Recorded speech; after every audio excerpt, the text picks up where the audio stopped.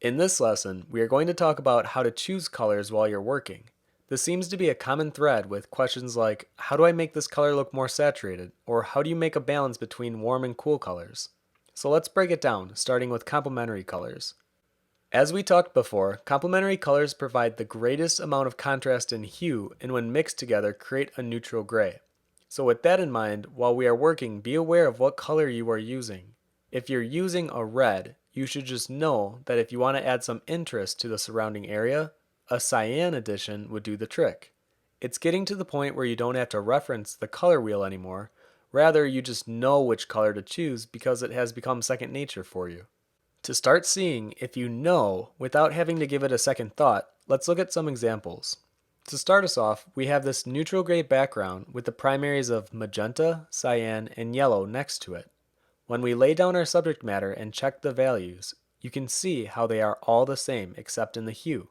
So if we wrap these bows around the primaries, it should be clear to see which one has the greatest contrast and which creates more of a nice analogous relationship. So on the magenta slab, the green should stand out to you while the red and blue create a similar feel.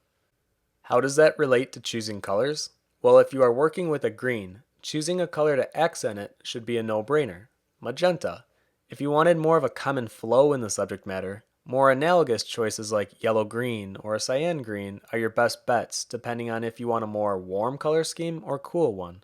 The same is true with the opposite. If you are working with magenta, you already know that hints of green will accent quite nicely. Take into account this does not mean you choose the basic oversaturated bases of each color, but rather have the color choices fit and reflect the piece that you're working on. Alright, so back to our examples here. On the remaining two, can you tell which is the complement without having to reference the wheel or even think about it? On the cyan slab, the red is complementary, and on the yellow slab, the blue is complementary. It's important to know that complementaries work best when disproportionate. So I like to think in percentages and try to have around 10 to 25% of one color and then 75 to 90% of its complementary. Having an equal proportion doesn't provide the same effect. A lot of the time, choosing the right color is more dependent on the colors around the subject matter. So for these next examples, I'm going to show how the subject matter can appear lighter, more saturated, or even stand out more by only affecting the area around it. The first question is, how do I make this appear to stand out more? The answer lies in what we were just discussing. You focus on the contrast. Usually a hue shift will give you that result without having to change the lighting drastically. You can see here how the red almost sinks into the orange, but really pops out against the green. But nothing about the red itself actually changed. The second question is, how do I make this appear lighter?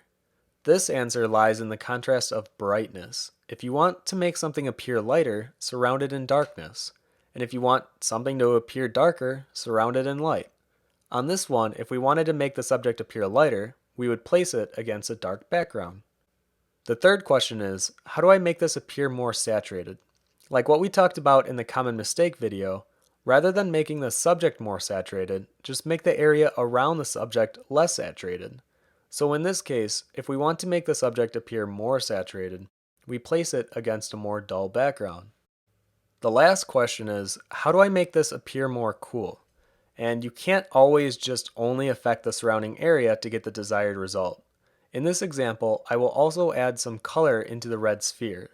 To start off, they are both on a neutral background, so let's add a warm and a cool background.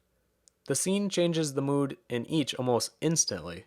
The first feels warmer all around, while the second feels more frigid, and the red really stands out.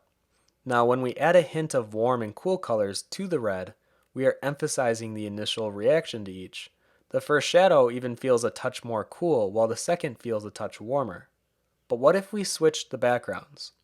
Now, the contrast really plays up and adds separation between the subject and the background. The first now feels very warm and advances toward the viewer, while the second feels cooler and actually appears to recede a bit from the viewer. This is because warm colors naturally advance and cool colors recede. So if you are looking to specifically pop a subject matter forward, try working with a more warm palette and have cool colors be placed in the background elements. And over time, you can rely on your inclinations about which colors to choose and work with.